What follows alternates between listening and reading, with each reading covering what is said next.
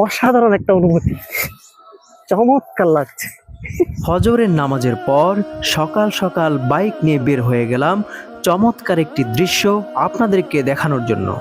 আর দেখতে দেখতে চলে এলাম আমাদের কাঙ্ক্ষিত সেই জায়গায়। হ্যালো গাইস, আজকে আপনাদেরকে নিয়ে এসেছি চোখ ধাঁধানো চমৎকার একটি বট গাছের দৃশ্য দেখার জন্য।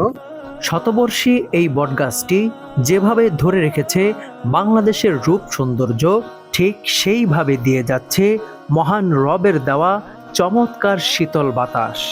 আমি তো বটগাছের শেকড় দেখে নিজেকে আর দমিয়ে রাখতে পারলাম না, তাই তো দুল খাচ্ছি মনের আনন্দে। আহ, কি শান্তি! খুব ভালো লাগছিল, অনেক মজা পেয়েছি। বটগাছটির পাশেই ছিল দৃষ্টিনন্দন চমৎকার একটি ব্রিজ, যে কারো মন ছুঁয়ে যাবে এমন দৃশ্য দেখে। আজকের এই চমৎকার লোকেশনের সফর সঙ্গে ছিলেন আমার বাম পাশে রয়েছেন আলম ভাই এবং আমার ডান পাশে রয়েছেন রাকিব হাসান ভাই।